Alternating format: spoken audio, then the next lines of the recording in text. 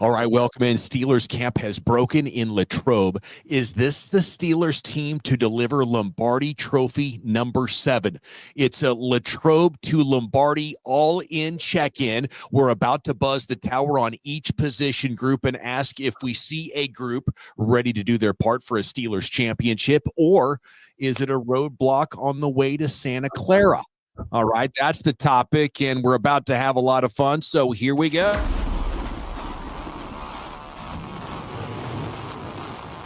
To the corner of the end zone. Oh, for a touchdown!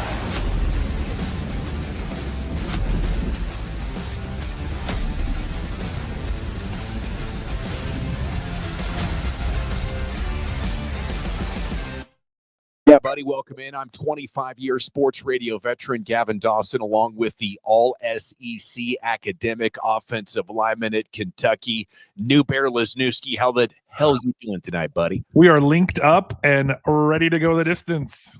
Yes, excited about that, and excited to tell you the Noll Road is brought to you by Bet Online, and you can jump right in here. Link in the description, up to $250 in bonus bets if you sign up with us here on the Noll Road. We'd love it. Fastest payouts guaranteed, and it's the best sports book. I mean, A+ rating, unmatched game integrity. So, championship quality to be determined, or they got to fix this. Are you ready to do this? And let's start at quarterback, Newbear. Where do you think Aaron Rodgers is as we come out of Latrobe in the context of being a championship QB? Yeah, this headline scared the absolute bleep out of me, right? Like when I saw it go in the big bag of ice wrapped, and you just immediately start thinking, not even Achilles, but hip bone, leg bone, foot bone, toe bone, like the Achilles, better than anyone in that ankle region. All the different things. And it turned out he just got stepped on. Tomlin was adamant he didn't even miss a play. Yeah, so that's the good news. I mean, but it is a reminder that this has not been the most healthy player. I mean, even in the playoff runs that he was going on, he was dealing with a calf, he was dealing with a shoulder, a collarbone, a couple of different times, ankles. So, but to me, I'm still going to bet that Aaron Rodgers is good enough that as long as he's healthy, he can do his part to win a championship still at this age. So let's give you a couple of names. I mean, half a dozen even, right? So you go back, I can't even say it. Earl Morrall. It's pretty good to keep perfection going, right? Jimmy Plunkett, go back through. Everyone remembers Hostetler. How about Dougie Williams? How about Trent Dilfer? How about, who else am I missing? Oh, yeah, Tom Brady. Let's not forget that even the GOAT was at one time a backup quarterback stepping into QB1 and winning the Super Bowl. The question becomes, if Rodgers were to go down, is Mason Rudolph, if he's the best QB2 in the league, is he good enough if he's your guy to get another ring? Well, hey, if Nick Foles did it, if Trent Dilfer did it, hell, let me say this. If Jalen Hurts steamrolled through the NFL, Mason Rudolph's good enough. It's just in the context of this team. Tell me more about how your tackles are playing. Tell me about Frazier becoming one of the best 3 centers in the league this year. Tell me are you going to find a wide receiver too? I think a lot of it is contingent around your surroundings. With this group, I don't think Rudolph would be good enough. I think they got to add a couple players still, Newbear. So we're gonna get through room by room, and there's some historic talk on the other side of the ball. But I think we would both agree right now that we think there could be enough in this room to get it done. Yes, absolutely. I'm good on quarterback. You good there? You want to jump over here to how we say in the South, running back? This is probably coming out overreaction preseason overreaction show. This is probably the most challenging one. Yeah, I mean, it's certainly fighting for the number 1 spot. If this is true, we're in trouble. If what's true, that Caleb Johnson's the starter? If Caleb Johnson is Najee Harris 2.0, then we're in trouble. He is not Najee Harris 2.0. There's a lot of different players. Now, if you're talking about the similarity of you're unsure how they're judging the space and the closing tackler and how to make guys miss in the grand scheme of, the way the play is designed, I might not fight you too much on that. His instincts showed me that hopefully he was nervous and thinking too much. That's what I was thinking watching Caleb Johnson preseason. Yeah, so short of turning this into a preseason overreaction, I've said, and I'm going to stand by, that until he fails, until he falls flat on his face in a real game, I'm a Caleb Johnson stan. Get me on Twitter at Newbear. You'll see me retweeting stuff all the time. There are insane edits that people are making because they're already falling in love with this guy. I'm in. I love Jaylen Warren, especially if Johnson's able to rise to that bell cow status. Warren's an awesome number 2 and a 1-2 punch.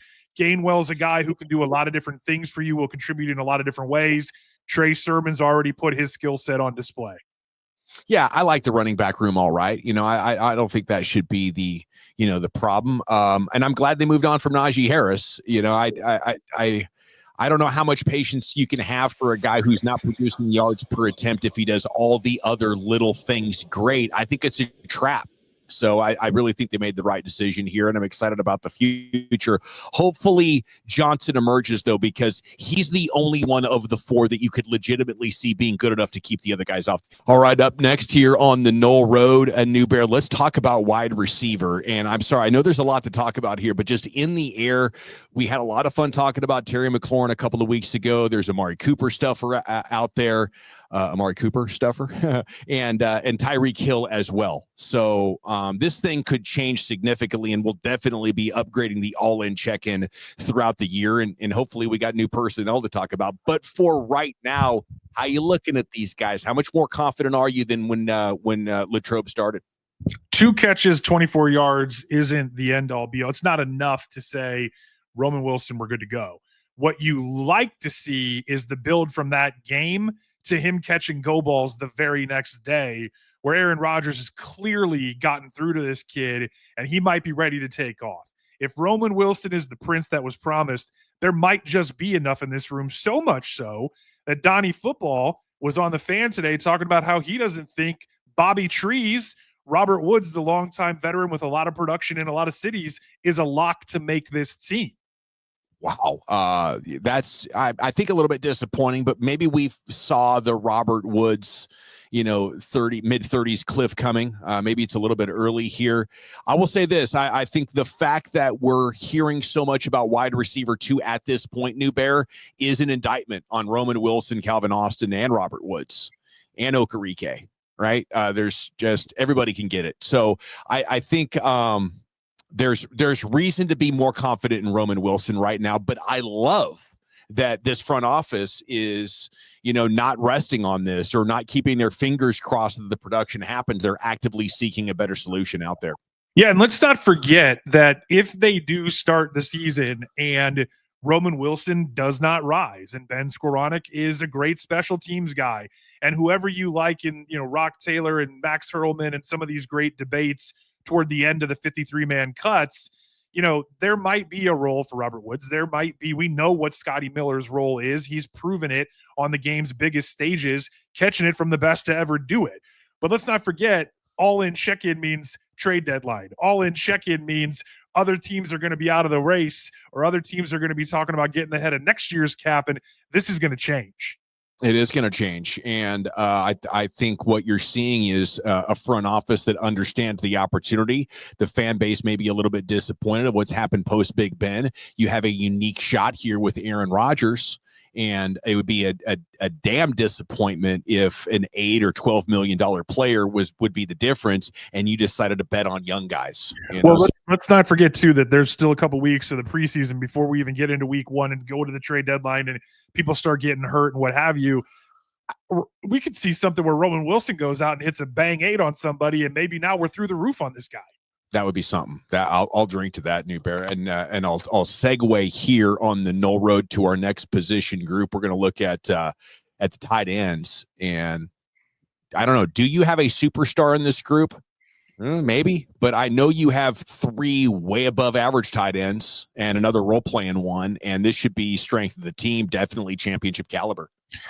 So I don't think there's a concern in this room based on the talent. I think this is obviously a Super Bowl quality tight end group, except maybe if TikTok is true. We saw the viral stuff from Pat Freiermuth where he was so annoyed with the check down merchant work to DK Metcalf early in camp I also think some of that is a product of everyone just kind of getting up to speed. And if we're being honest, Pat, you weren't running that fast. But the real concern is if this group can't dominate in the run game out of 12 and 13 personnel because Caleb ain't him or the O-line just ain't right. Yeah. I mean, if you can get that dominance in the run game going with this tight end group, they can all catch the ball. You get in 13 or 14, they send heavy personnel out there, and then you got, 3 athletic freaks looking for the best possible matchup to exploit. This could be, just the kind of weapon that I think old school football coaches dream of, is having a room like this of basically Wookiees. You're dealing with Sasquatches and Wookiees here with great hands. Yeah, Swiss Army knife level stuff. Freiermuth's going to get credit as the savvy route runner, seam stretcher. Jonnu's so athletically talented, coming off the best season of his career and the history with Artie Smith, that they're talking about him maybe solving the wide receiver 2 problem still. And then, of course, Mount Washington. We saw dude dunking and bending the rim, and then we're going to talk about the segue right into the O-line and what that concern as it rises. Yeah. Where do you go on O-line? I think it's good enough to win a Super Bowl with this group. I have more faith in Fautanu than Jones at this point, but I think Jones is good enough. It's if you have the kind of wide receivers that can back up a defense and a running back that makes a pretty good offensive line look great. But I mean, I don't know. I feel like this offensive line is probably in the top half of the league.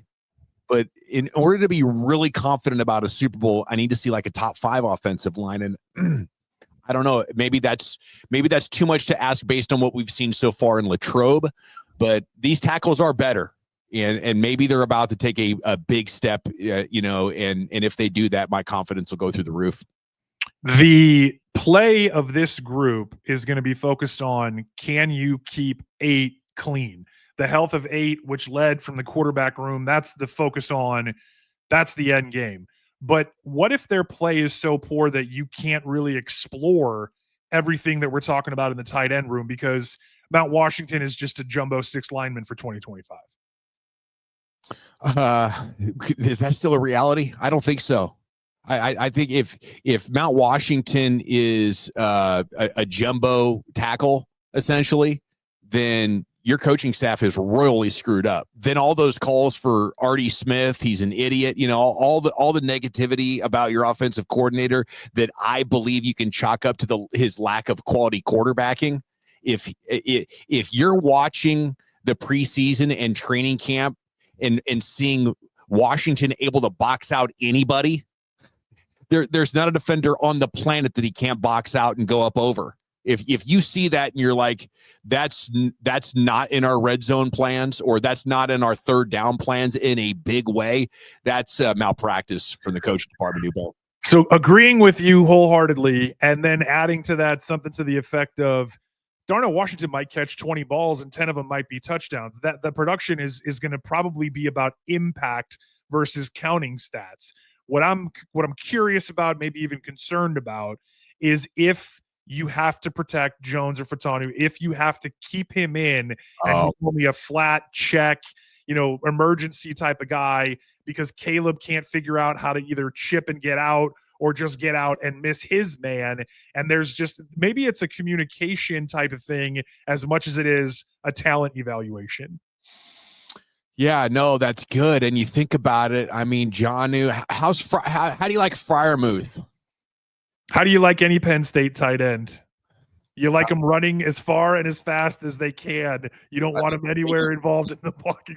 No, Pat, all kidding aside, Pat's actually, he's tough as nails. He's tall and he's long and he's much more of a receiving threat than he is an inline blocker, but he's a willing blocker and he's a verging on capable guy. He'll stick his nose in there. If Darnell Washington goes down, you lose the wham, you lose the impact, you lose that half of Rob Gronkowski that made him the greatest to ever do it. Let's go to defensive line here on the Noll Road as we're giving you an all-in check-in. How do we feel about these position groups? We'll do it maybe once a month throughout the football season. Newbear defensive line, you got to love it. It'd be great if Cam Hayward could, decide to do a solid for the team and show up, or I guess the team will kick him some guarantees and everybody's going to be happy here pretty soon. Good timing, by the way, Cam. Thanks for, really waiting until they absolutely need you and, don't have really any other options to fix it. I think that's a real classy move, So we're assuming that Cam gets paid and Cam puts on the hat and plays all pro level defensive tackle, correct? Like we're assuming that we're not missing. No, he'll never be an all pro again. No.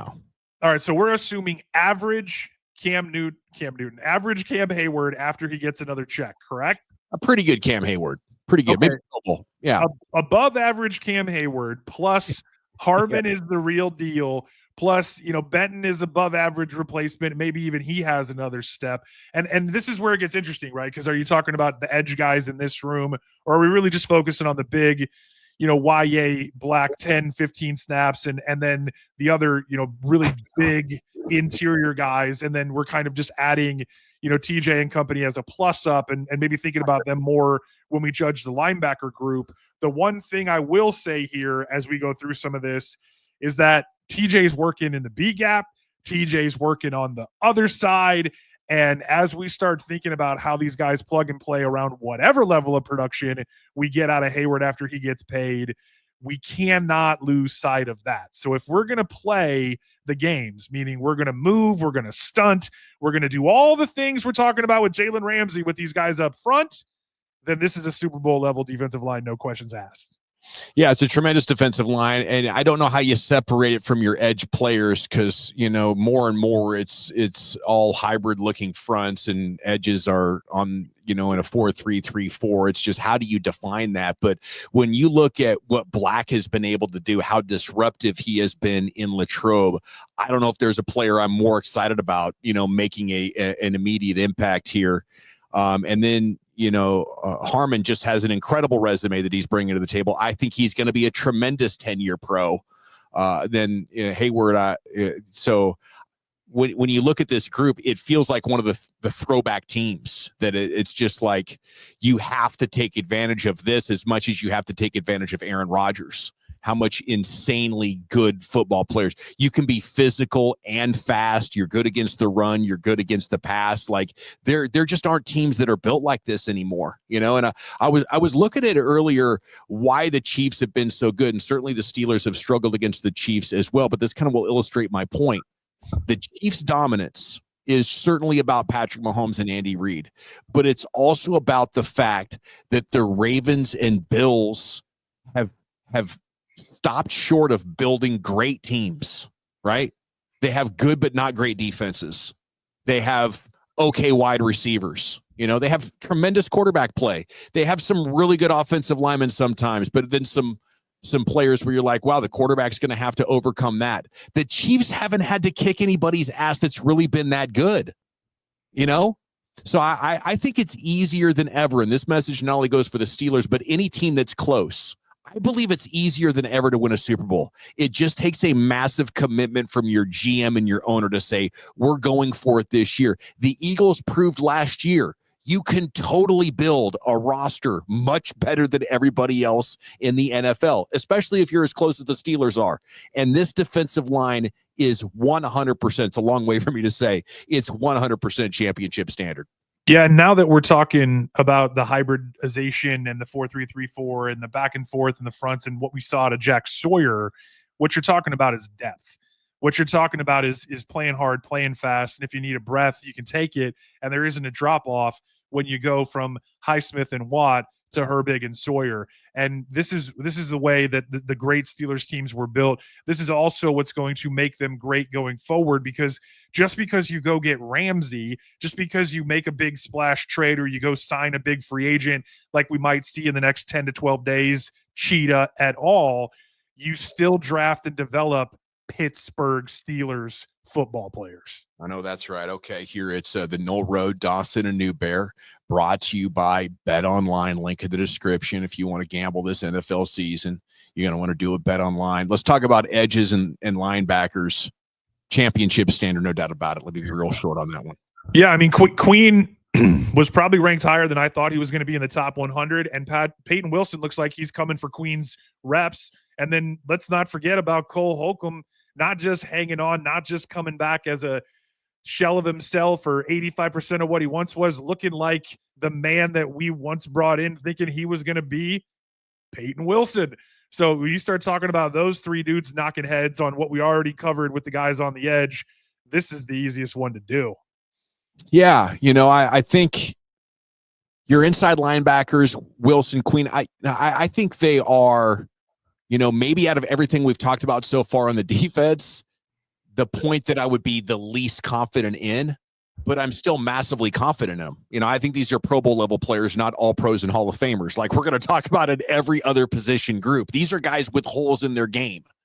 Yeah. Well, and one of the things that's interesting too is here, if we're counting the edges as part of the linebacker group, then you're not just talking about hunting quarterbacks and sacks. You're talking about TJ Watt. And this is why I had zero problem, however old this guy is, paying the man, because he's also the best run defender at his position, which makes him the best all-around guy. And he affects the game on every down that he's available.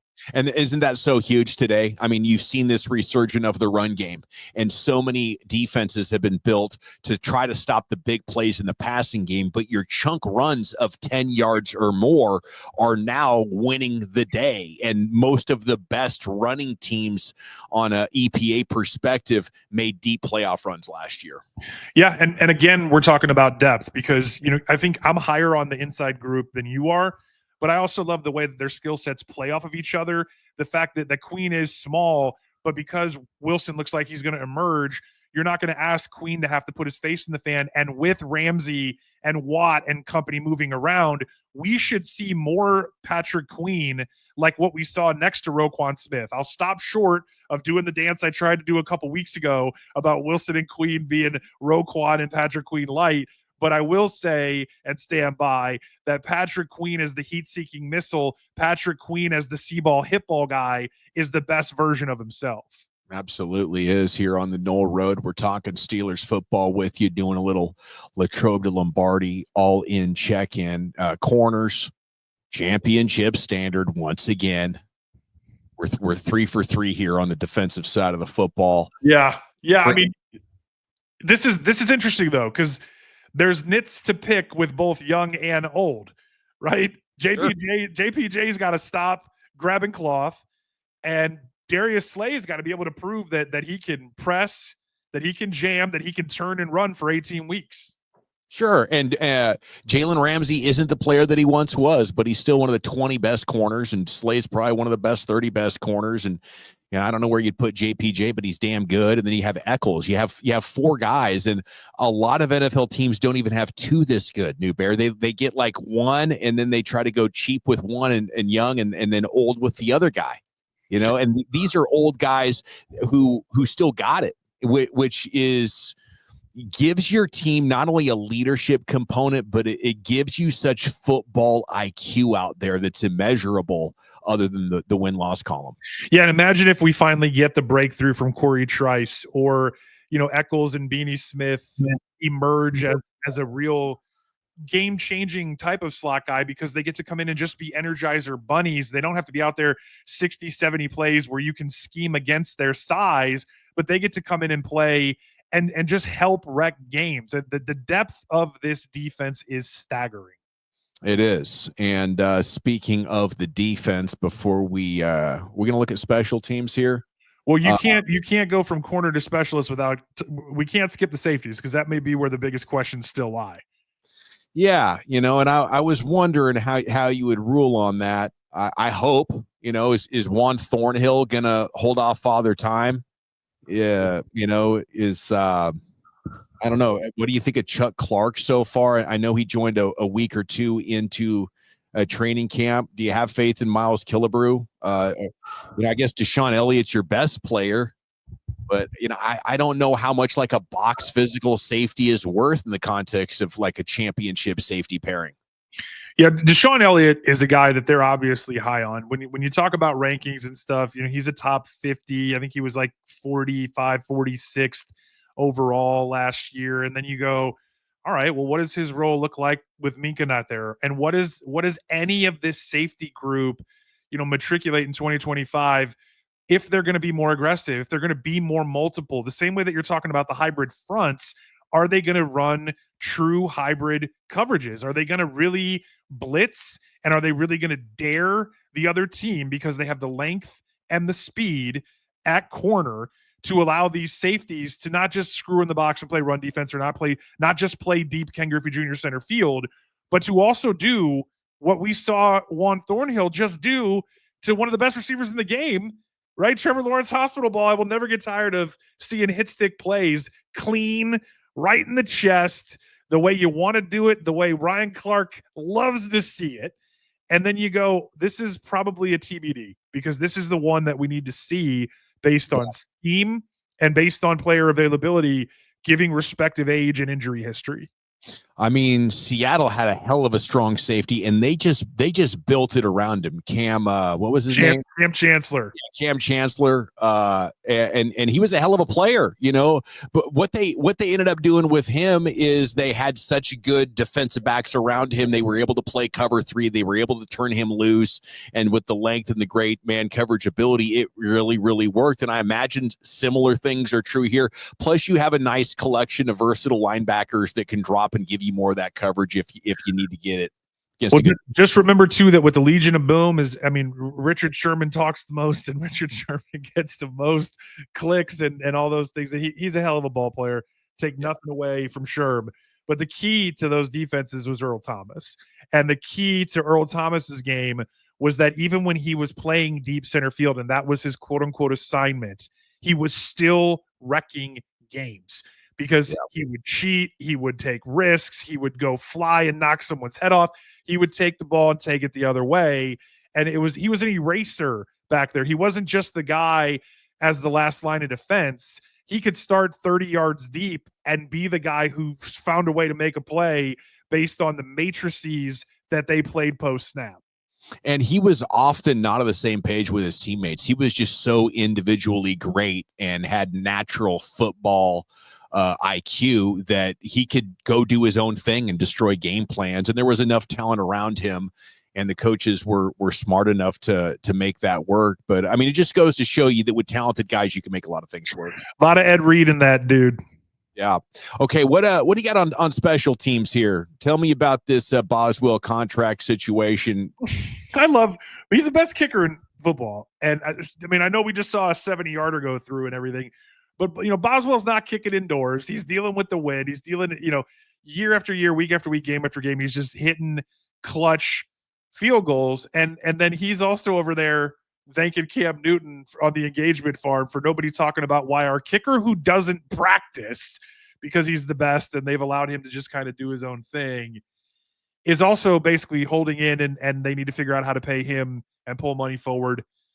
And it's just a fascinating thing. I don't think we have anything to really worry about. It's just funny to see because, kickers are people too, but they're not supposed to be in the news.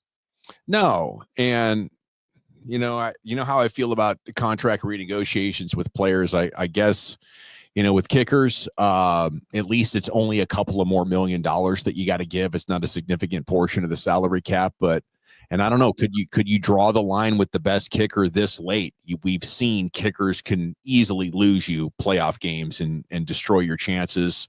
I actually feel like NFL teams should value them more.